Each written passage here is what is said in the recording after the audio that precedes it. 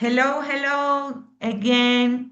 Now we are going to get started with our industry panel related to the future workforce in Latin America. We may have questions like what is changing in the job market? What are the companies really looking for? Or how we can prepare ourselves not just for our next role, but for within 5 or 10 years in our region. Today, we are bringing together different perspectives from IEEE leadership, industry leadership leaders, HR professionals to talk broadly about the workforce trends, evolving the insights and talent expectations that they are having here in Latin America. This conversation is going to be about clarity, and you can position yourself intentionally in a rapid evolving landscape.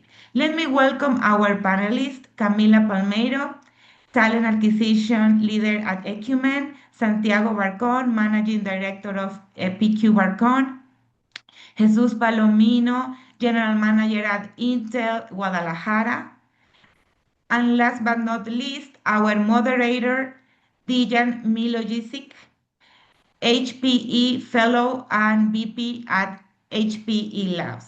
Thank you for being here and sharing with us your insights. Let's get started. The floor is yours, Dijan. Thank you, Nori. Can you see my screen or do I need to share again? Yes, we can see We it. can see it. Okay. Welcome everyone. Thanks for joining us. We are really honored to have opportunity to present this so-called company panel on the future of workforce in Latin America. Let me introduce one more time our esteemed panelists, and I will invite everyone to introduce briefly themselves. I'll just show by example. My name is Dejan Milojicic. I'm fellow and VP in HPE. I've been working in this industry for over 40 years. I've been very active in IEEE. I formed industry engagement committee that is sponsoring this event. And I've been conducting future workforce in the past 6-7 years.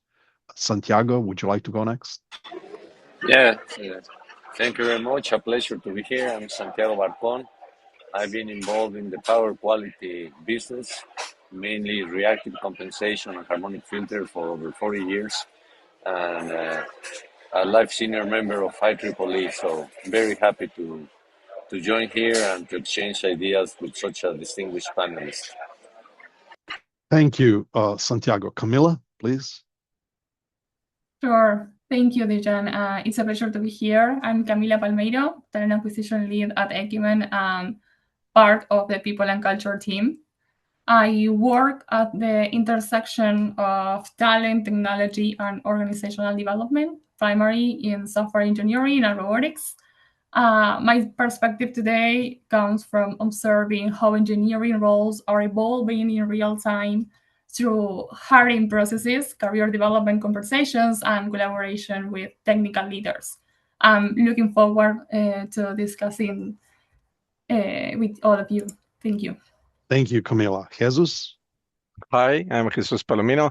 I'm the General Manager of Guadalajara Design Center of Intel, around 1,000 engineers developing the platforms for the future.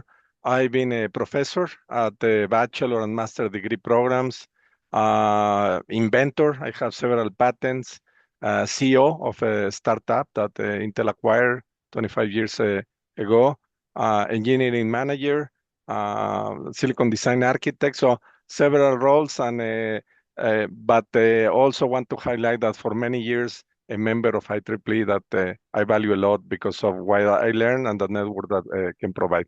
So looking forward for this session to be of value to all of you. Thank you very much, Jesus. As you can see, our architect and boss for this hour, Nuri, has very skillfully selected people to attend this panel. We got from entry-level people to very senior people, from IEEE members to IEEE fellows, inventors, all kinds of skills and experiences, and I'm looking forward to this panel extremely. Just to give you some sense where we are going with this panel, the world is changing, as you know. There are wars, there was COVID earlier, there's always something new, good or bad. And as Santiago was saying, usually you hear bad news um, in the press. But technology, which is really important, is also changing. Today it's AI, which we'll focus quite a bit today. And then, there are various stakeholders that can help us: industry, academia, government, professional organizations. But most importantly, for you guys here and all of us, we would like to adapt our skills. So what we've done about 5-6 years ago, we've done panels around the world. This is exactly when COVID was. And at that time, we ran a panel with over 30 people in Latin America. That time, we came up with this kind of insights, such as accelerated timeline towards digital transformation. You can see that many of these insights are still valid today, except that they're applied to AI. So this is about all input that I want to have to open the session. And with this, I'd like to ask our panelists 3 questions. Or 3 groups of questions. And I'll ask them to take turns, Santiago to start this, and then Camila, and then Jesus. So the first set of questions is, how is AI affecting professional education in Latin America specifically? And then which jobs are going away, which ones are emerging? Santiago? Yes, well, I think that artificial intelligence is a game changer because people has now the ability to do a lot of work that used to be tedious, and actually it works like magic. No, it's amazing how what you can do. The presentation that I did in the morning, as an example, I used Claude, and it took me less than 10 minutes to do the presentation. A presentation that normally would have taken me 4 to 6 hours at least. No, what did I did? I gave them all. I gave the system all the inputs, not even have a file on it. I just said, well, I would like a presentation that will be based on my book, and without even loading the book. The system looked into the web and made a very nice presentation. Of course, it needed a lot of edit, and you need to give them very clear instructions so it will work. So it will free a lot of time, of repetitive tasks. But what will be needed, especially, is that people will be able to really think beyond the results that we'll get from the artificial intelligence. What I mean is, you still have to have a lot of common sense. And this common sense normally comes from studying the old hard way.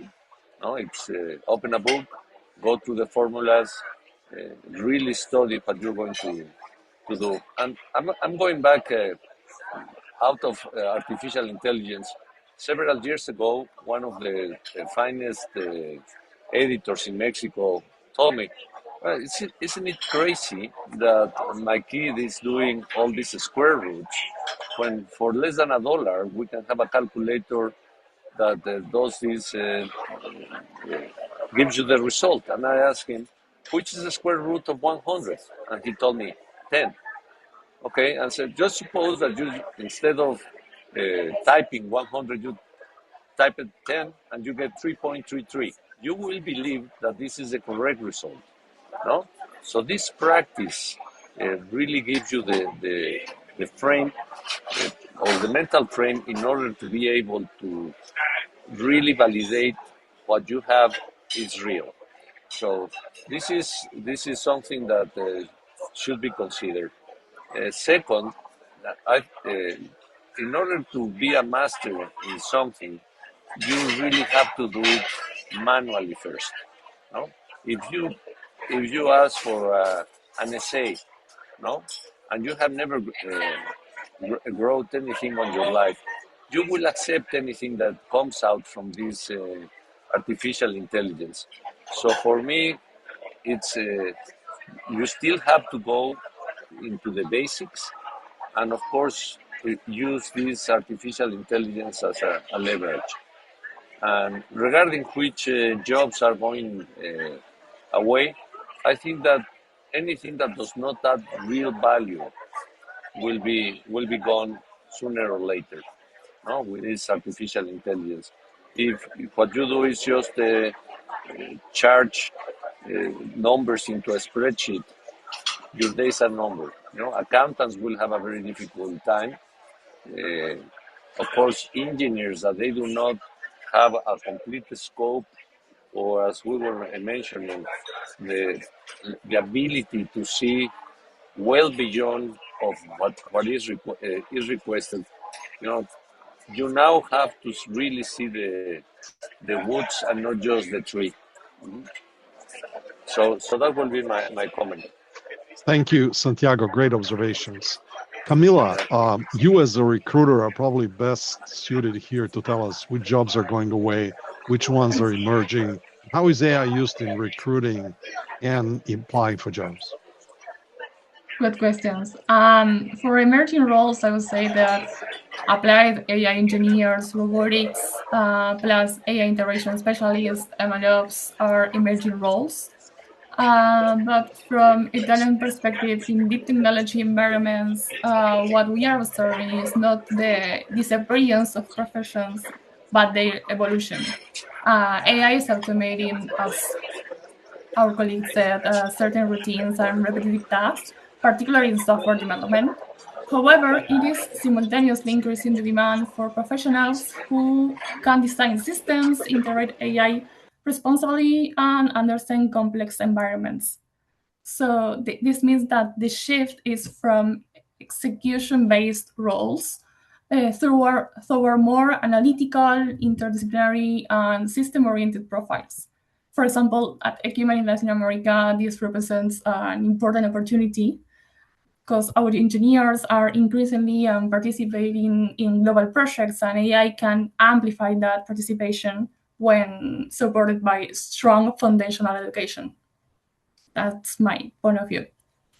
Okay, thank you. Jesus? Well, I mean, certainly artificial intelligence is a huge technology transition.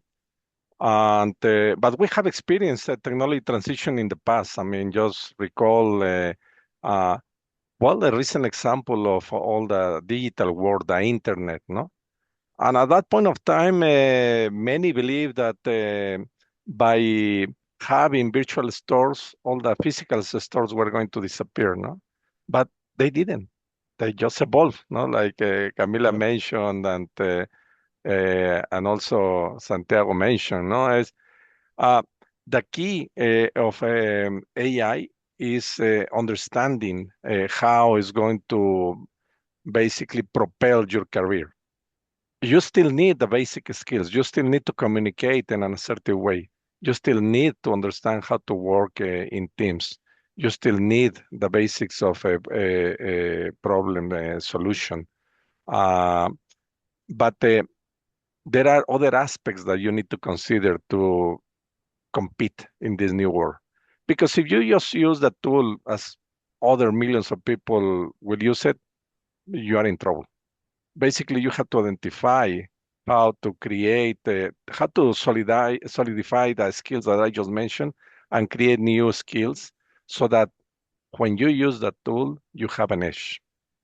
And basically means understanding what the tool is capable of doing, what that function is relevant to what you do, how you are going to differentiate by understanding better how to use the tools, and then what is missing. I mean, that is a tool, and then on the other hand, you have a problem. What is missing in between? What is the customer expecting from you on when you're delivering a solution with AI? If you consider that, or you have that mindset and perspective, then you will be competing in the market that uses this tool. No? So my answer, which jobs are going to disappear, is going to be those that doesn't understand how to use this technology and evolve. And which ones are going to emerge? Many. I don't know. It's going to be many. As you figure out how your profession, the industry where you are, the services you provide can evolve by using this tool, then you will create a new job. But that is the opportunity. I think that is the great opportunity in front of us. The challenge is, will you be the first one to do it, or you will be left behind because you didn't pay attention to differentiate yourself with this technology? So it's a great technology, challenging technology. It's going to impact, it's going to transform, but you can be on forefront if you have the right mindset and develop the right skills. Okay. Thank you. Excellent comments by everyone. Excellent answers. We got a few questions already. So if you don't mind, I will interleave the questions from audience with my questions. We'll go back and forth. So the first question was asked, and the second one by Eduardo Rey. So I'll ask that one. And you don't need all to answer, at least one. It would be nice to answer. So the question was, there are ethical implications, like who will be accountable of bad decisions consequences? Anyone cares to reply to that question? Well, I will take the lead. I think that it's a technology, and it's like guns. You produce a gun. You are not responsible if someone fires it. So or if you kill someone. So I think that the one who's there's no ethics here. It's just how you use if you use it for pornography or to really make the life miserable for someone. That's not a fault of artificial intelligence. It's how you use the tool. Okay. Anybody else, or should I move to the next question? Yeah, Go ahead, just a Jesus. quick one. One of our VPs says technology is not good or bad, it's how we use it. And that applies to AI also. So we should be concerned about all the ethical aspects and use, but we shouldn't just leave the problem to the technology. It is on us. It is how we use it, how we protect it, how we limit other bad guys on using it. And the best way to do that is democratization of this. I mean, if we all know how to use it for good, we should be able to hopefully stop the bad guys using it for bad. But the ethical issues is about us mainly, not the technology. Okay. Thank you. And I agree completely with you. I think it's 100% correct, unless we go into artificial general intelligence. I think at that point, everything changes, but I don't want to go there. I think it's a big can of worms. Let me ask the second question before I go to my two little questions. It was asked by Luz Chapi, and the question is, how to manage learning in the AI era? Sometimes it's overwhelming because you can get all what you need just writing a prompt just in seconds, and learning a skill takes months, if not years. I think, Santiago, you're already talking about this, as was Jesus and Camila, but anyone cares to follow up to this one? Yeah, sure. I think that, I completely understand that feeling. The speed of AI can make learning feel almost pointless at times, but why spend months measuring mastering something that a prompt can generate in seconds? But I think that the key distinction is AI can generate outputs, but it cannot replace understanding. When you truly learn a skill, whether it's programming, system designing, or engineering principles, you are not just memorizing steps, but you are building mental models, you are developing judgment, you are learning how to evaluate whether an output is correct, safe, or meaningful. So AI, in my opinion, AI accelerates execution, but learning builds discernment, and discernment is what gives professionals a long-term value. Very nicely put. Thank you, Camila. You're welcome. Okay. Unless there's no comments by other panelists, let's move on to my next question, and there's more questions coming up, so I'll come back to these later. So my next question is, what are threats, opportunities for students and professionals caused by accelerated advancement of AI? I'd like Camila to start answering this one, followed by Jesus, followed by Santiago. We'll just be taking turns. Sure. So one potential risk is over-reliance on tools without deep conceptual understanding. I think it's quite related to what we've been talking just a few seconds ago. as AI systems become more accessible, it becomes even more important to maintain strong foundations in mathematicians, computer science, and system engineering. At the same time, new technologies create extraordinary opportunities for experimentation, innovation, and global collaboration. For example, in our hiring processes, we've seen that adaptability is now a strong predictor of success, the mastery of a specific tool. The professionals who will thrive are those who combine technical depth with adaptability and continuous learning. Those are the engineers who stand out today at Ecumen, not those who go the fastest, but those who understand the problem deeply. Okay, thank you, Camila. Excellent observations. Jesus? Yes, similar comments. I mean, the threat is that you think that by using AI, you understand, and you have an edge compared to others that use it. I think the key is that remember always that it is a tool. I mean, very complex tools, and we can call it the agents and all that. But at the end of the day, it is something that everyone can use. So again, the thread is just thinking that by using that, you are advancing in your profession. To advance in your profession, precisely, you need to acquire certain abilities, skills, and knowledge that is foundational.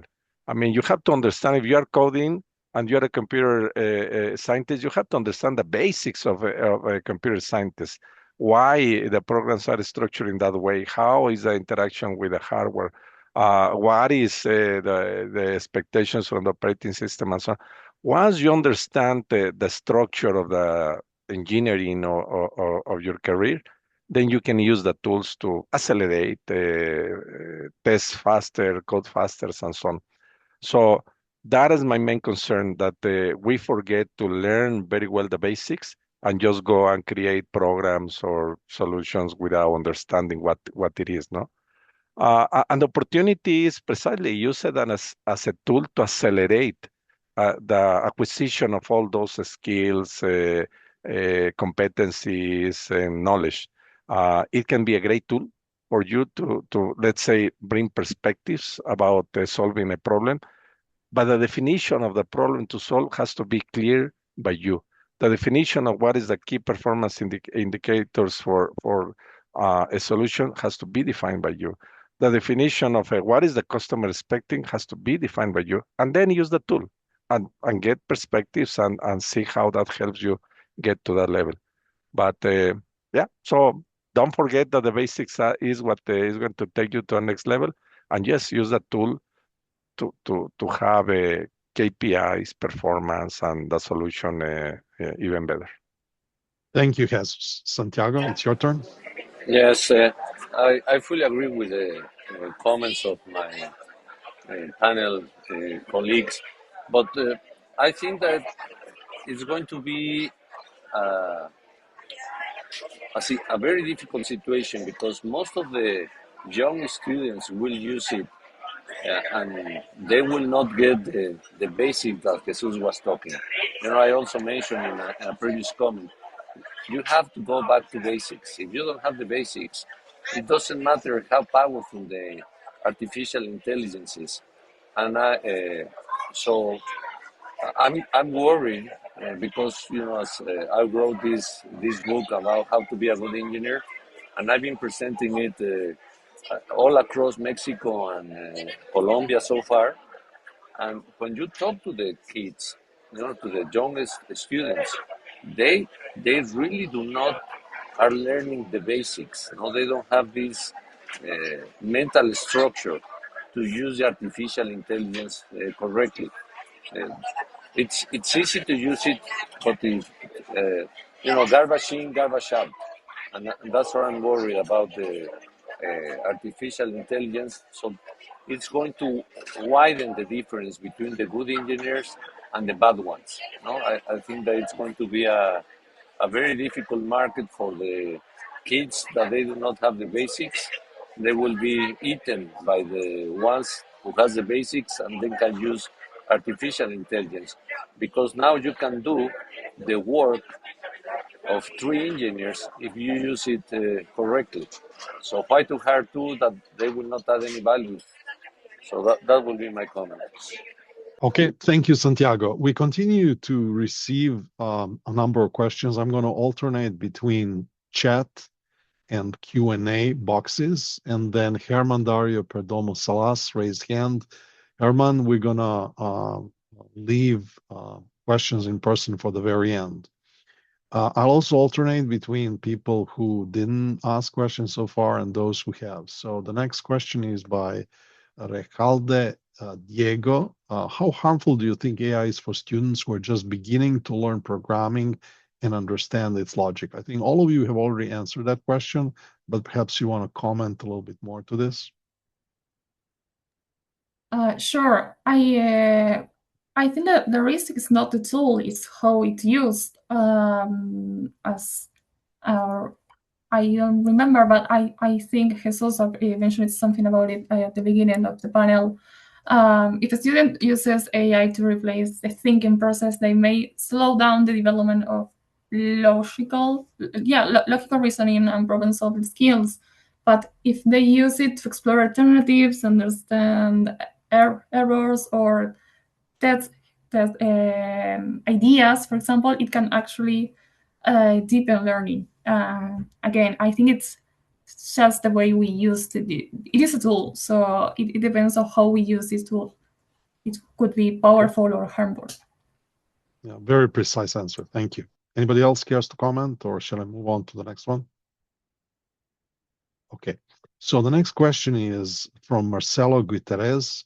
How can someone accelerate steadily when leveraging AI in a professional setting? So the question is really good and really deep. I think, how can you steadily progress in your improvements? So anyone cares to answer this? Yeah. For example, where I work, we're using AI more and more and more to do several things. And it starts by identifying which are the processes that kind of the low-hanging fruit that you can use almost immediately. For example, in my role as manager, taking notes, generating meeting minutes. It was a very simple task, but I was spending time doing that, so I just use AI for that. Then it is about checking two files of hardware description, for example. What is the difference from this generation to the next generation? And that gives me insight on how to prepare to test the new generation hardware, software, and so on. So I think start by understanding the different elements of what you do day by day, and how you start applying it to optimize your time, give you more time for building these skills of structure solution of problems, of team building, of critical thinking, and so on. So, and then start applying it into other functions that can bring you new perspectives or efficiency. So identify your workflow and start with one and then do the next step. Okay, excellent. With this, let's move on to my next question. I think we'll have plenty of time for other questions. I've never had such amazing set of panelists who are very concise, very insightful. So it's really a pleasure working with you. So my last question, and then we'll entirely move to the questions from audience, even though I have more questions just in case. So this last question is, how can industry and academia help? What change needs to take place? This time we'll start with Jesus.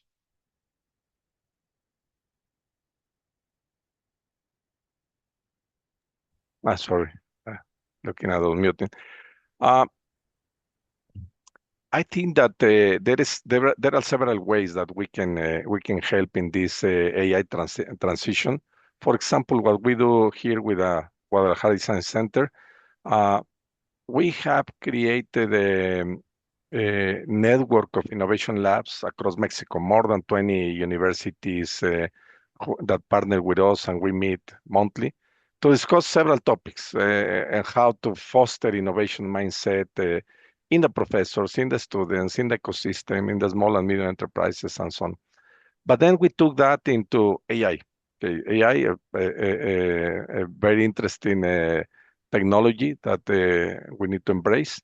So what we did is, in addition to just providing classes, some seminars or mentoring to some students and professors, why don't we move forward one step? So we started to provide access to infrastructure, hardware, so that they can try ideas, and then created this context of accelerating Mexico with AI. Basically, the challenge is, let's move from learning to creating a proof of concept that you can present and somebody can check, and maybe you win a prize on that. But we also are bringing experts, not only from Intel, but from other companies, some small and medium enterprises locally that are using AI for harvesting in the fields, for logistics. And we also are bringing experts that can listen to your idea and help you create a business plan. So I think industry can help by sharing and supporting some of the steps to go beyond just learning AI, but transforming AI into a social and economic impact in your school, in your city, or in your country. And that's what we are doing right now. I mean, not only providing trainings, but partnering with many universities across Mexico and research centers, providing access to infrastructure, creating events to showcase your proof of concepts, and basically fostering this mindset of do something, test it, present it, and maybe from there we have new startups or improved services or products. Very eloquently put together. Thank you, Jesus. We're going back to Santiago. Yeah, I think that what we are doing right now is showing how powerful artificial intelligence can be. But of course, you have to start what you are doing right now. No, they really need to put in writing or in a diagram flow what they are doing. And then from there, we can use artificial intelligence to show them how they can save a lot of time, and very important, how they can use artificial intelligence to create different alternatives, like what will happen if I change this value, what will I get. I think these interactions that the artificial intelligence gives to you is very valuable, because it's like having a private lab for your ideas. So people is starting to use it already, and I think that this idea of sharing and showing them how to embrace the technology, not to be afraid, because most of the news, again, they are bad news, like people is going to be out of job, and I don't believe that. No, I think that this is a powerful tool that will make us a lot more productive than we were, and it's not something that we should be afraid.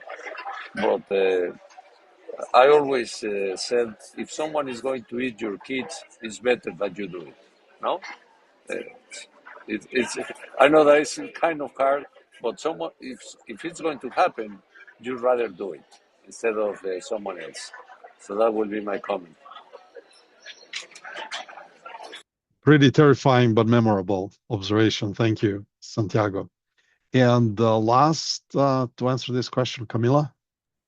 Thank you, Dejan. Well, I think that stronger collaboration is key. I mean, from a hiring standpoint, we see great technical potential, but sometimes limited exposure to production environments or interdisciplinary work. So earlier integration of real-world projects, cross-disciplinary initiatives, and communication skills development could significantly strengthen graduates' readiness. Also, I believe that one important shift is moving from training task executors to developing what is called architects of intent. It can be applied to technology, to a personal life, anything you want. Architects of intent refers to professionals who don't just execute instructions but understand the purpose behind systems, anticipate complexity, and design projects or ideas with long-term impact in mind. So the future of workforce will require not only technical expertise, but also systems and the ability to collaborate in distributed and global environments. For example, in tech, AI, and robotics specifically, machines can generate outputs, but humans must define intent, constraints, and coherence across systems like have been talking about. Excellent. Thank you, Camila. We had one person, as I was saying, asking the question online, raising the hand. I'm not sure if you are allowed to. It was Herman. I will allow you to talk if you're still interested. Herman Dario Perdomo. Can you unmute? Do you still have the question? No questions. Okay, you raised your hand. That's why I thought. Okay, not a problem. So let's move on to some of the questions from the audience. Question from Marcelo Guiterres to everyone. I'm interested in leveraging AI for coding projects more often. Granted, it's not perfect and the code it may generate may not always be ideal, but I feel it can be useful as a basis and help accelerate development. Anyone cares to comment on this?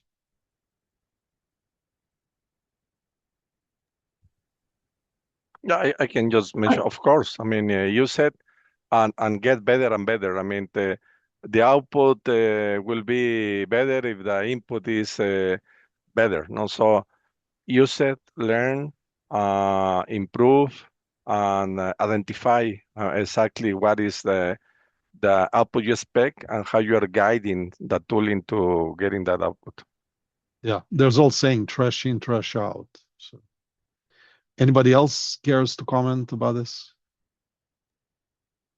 No, I agree with Jesus. I mean, the most you get involved with this training, if you're curious about the technology and how, and learn not only how to use it, but also how it works, the better leverage you will get from it. So I think that's a nice way to approach the AI. Okay, let's move on to the Q&A box. There are two questions there. There's also quite a few comments and questions by Eduardo Rey, who already asked, so I'll come back to you next, Eduardo.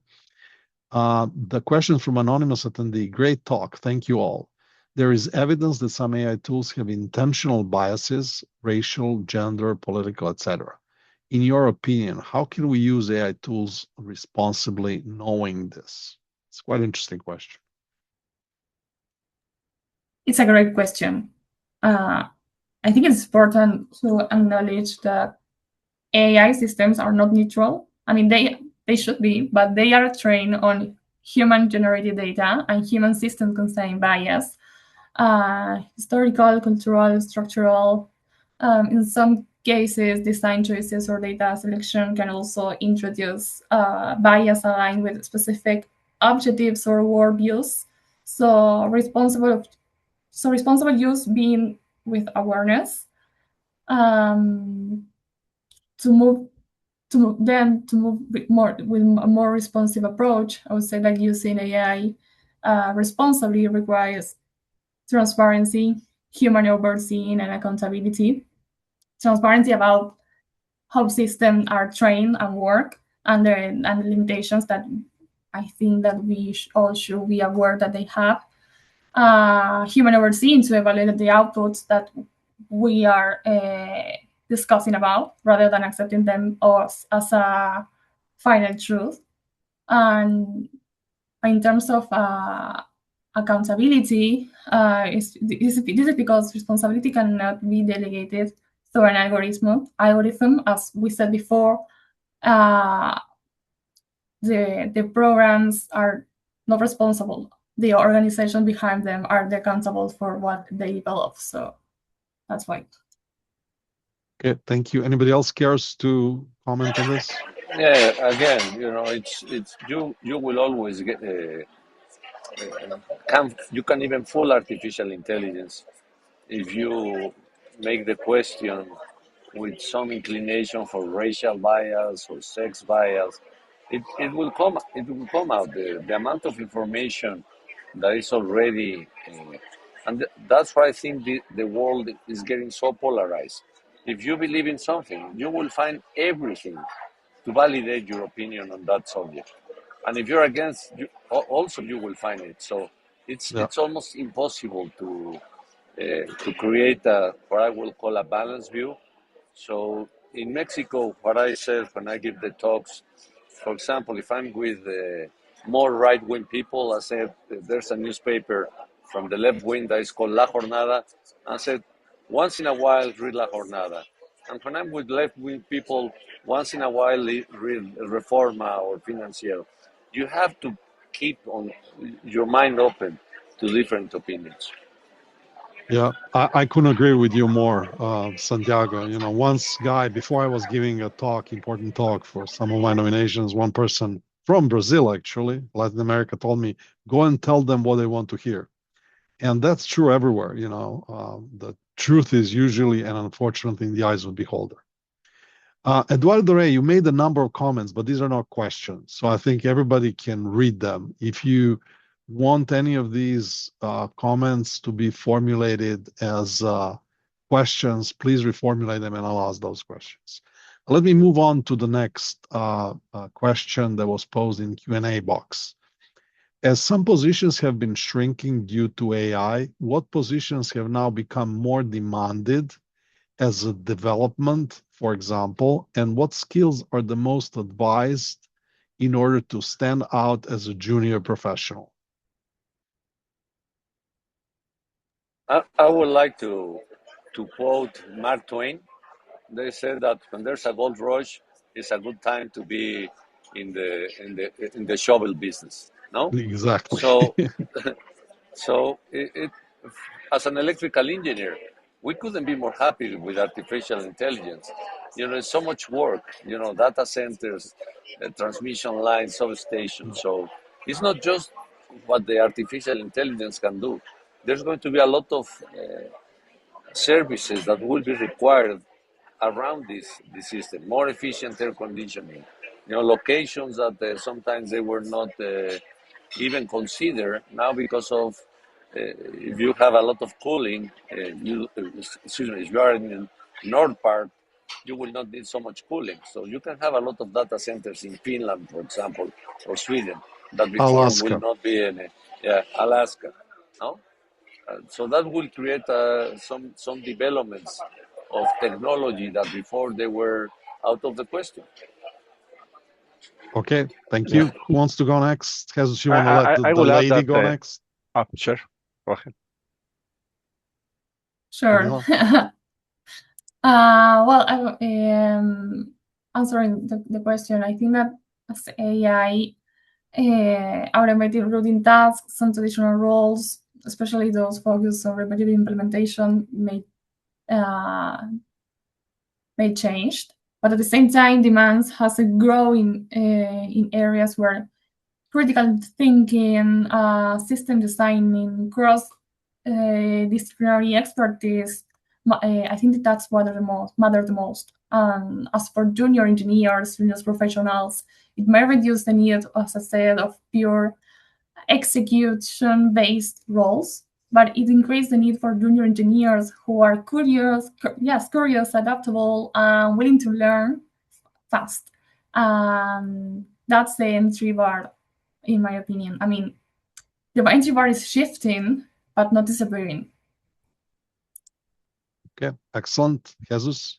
Yeah, I think there is two vectors of growth. The vertical one is the complexity, as it was just mentioned. I mean, As you learn all these basic skills, problem-solving skills, and so on, and using these tools, you will be able to manage a more complex system. So learning how complex systems work will be an opportunity. But the other and the broader vector is the horizontal. I call it the vector of networking. You should be talking to lawyers, physicians, agricultures, how they can use AI in what they do. If you have a good knowledge and a good understanding of the technology, there is a vast business and opportunities for you approaching other industries that might not be as fast as our information technologies industry to adopt new technologies, but they will need to do it. So start talking to them. Or you can ask your AI to talk to their AI. That's the other approach, yeah. Yeah, But you Santiago, do you want to add always something? need a human understanding. yeah. I think that there's going to be, when you were talking about lawyers, Jesus, it's my kid already has a startup with artificial intelligence, so they just put inside of the system all the data of the company. You know, fire permits, construction permits, anything that is legal, and now the system just gives the alert. Oh, you have not renewed the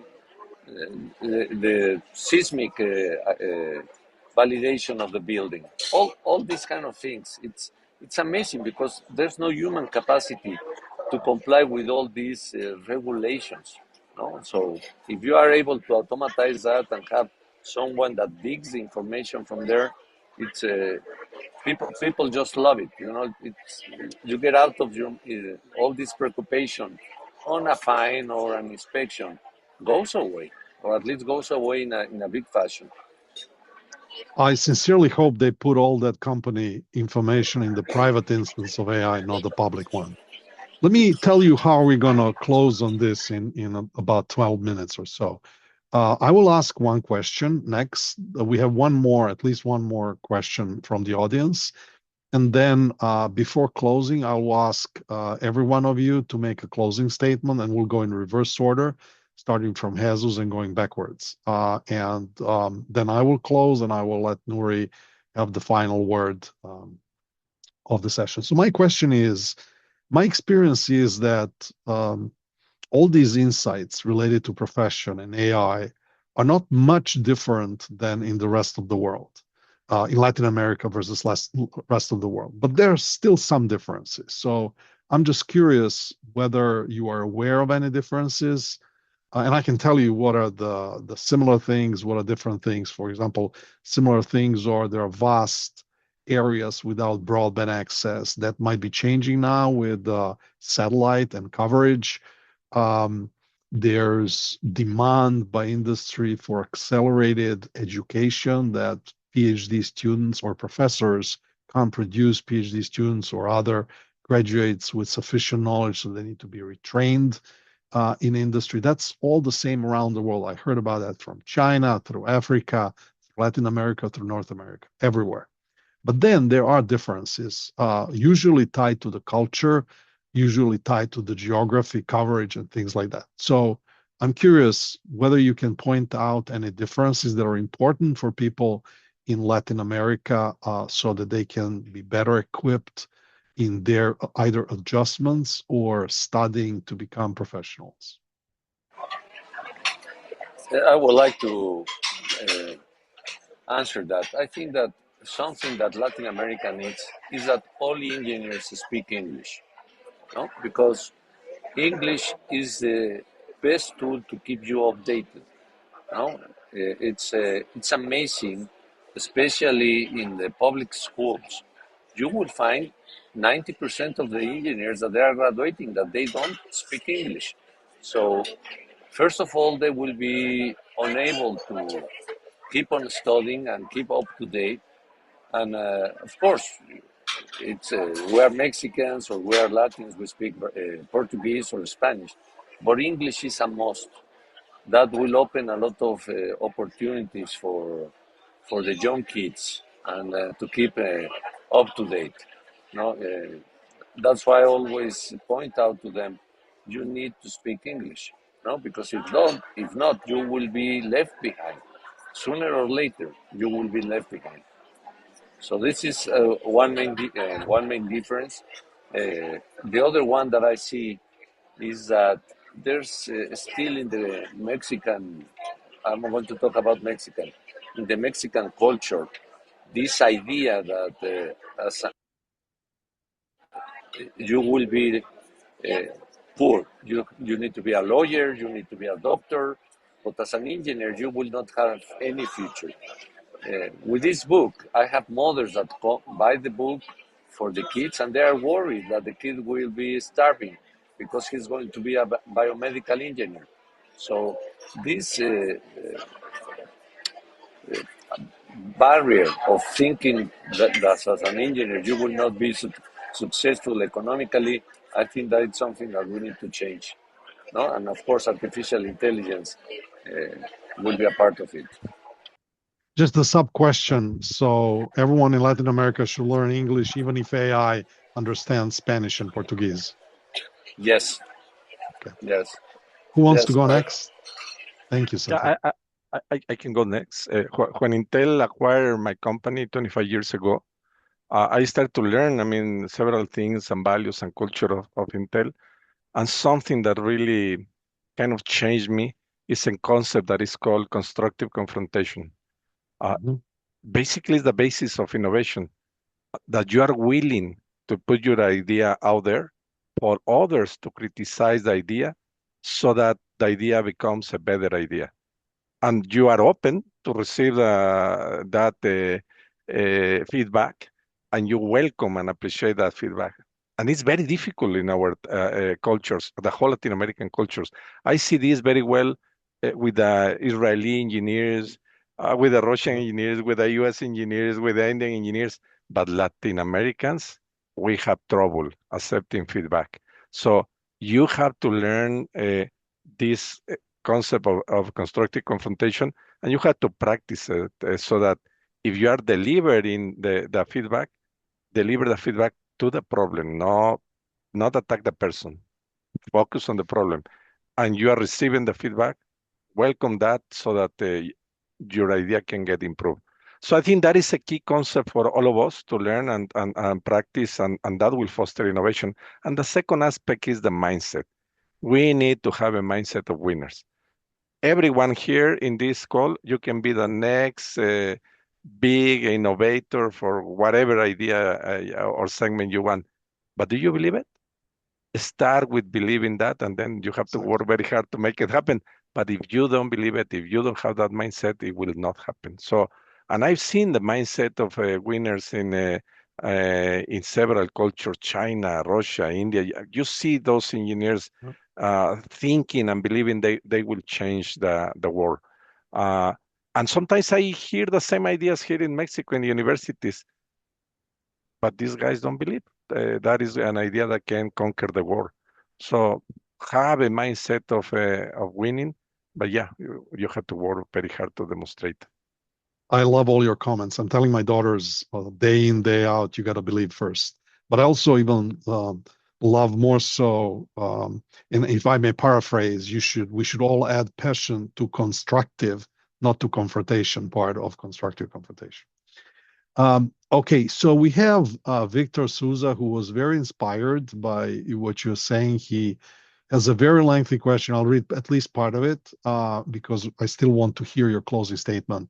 And maybe only one of you can reply. How can IEEE help to maintain the employee development pipeline? As juniors positions openings aren't higher than mid-level and senior positions, someday they will need more than the market can offer. Don't you think using it as a junior is a risky move? And it goes on and on. So anyone cares to answer to the first part? Yes, I think that it's quite a challenge. As mentioned before, the barrier is not getting bigger. It's just changing.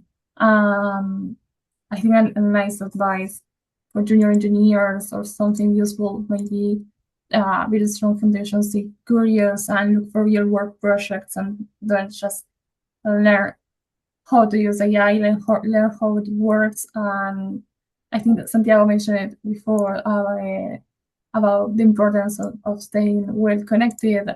Maybe it's there's not the right opportunity here for all juniors, engineer, or entry levels, but you may have great connections for the next couple of events, months, or something may arise in the future. So I think that's an alternative. It's always hard to get into technology. It's hard to get your first job in general.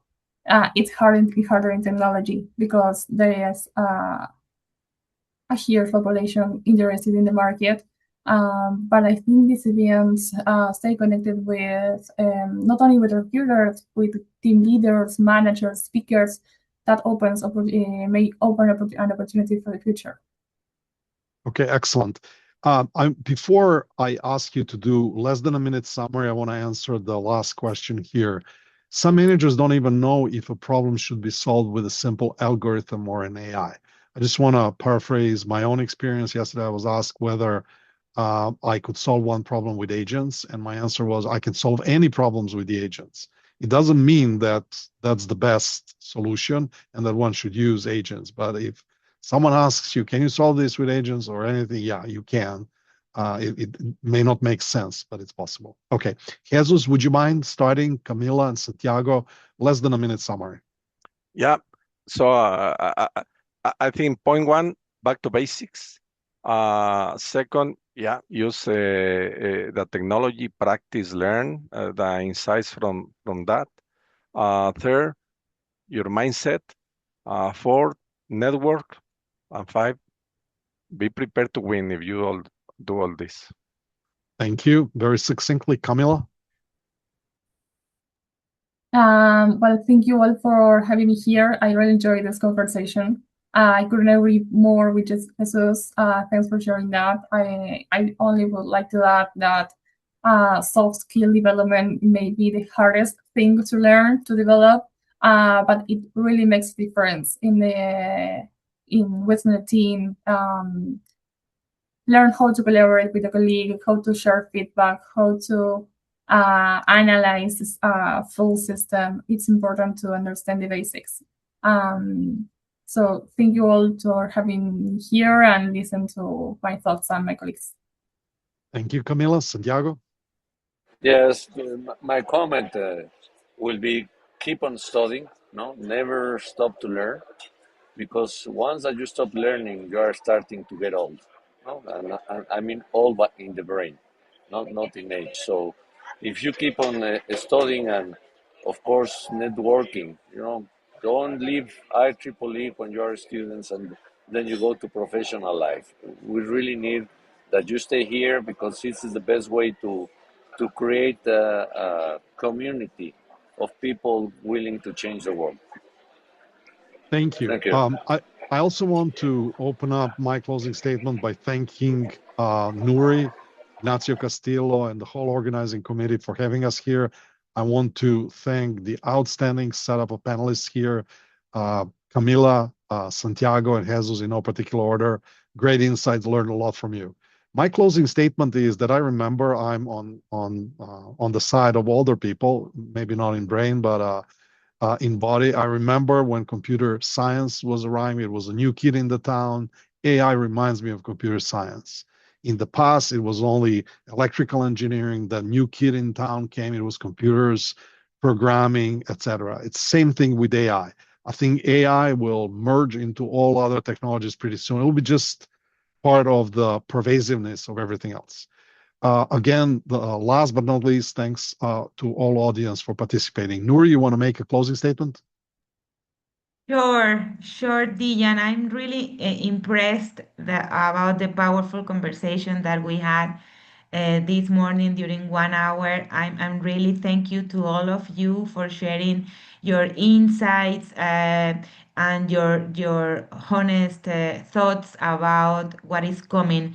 And I would say this is not coming, this is already happening. So all of you agreed that it is not about what AI is going to take from us. It is mostly about what we are doing with it as a tool, and also emphasizing the human aspect, right? The creativity, the leadership, and all other skills that we can develop, the adaptability that Camila mentioned as well. So definitely we still need to focus on developing them.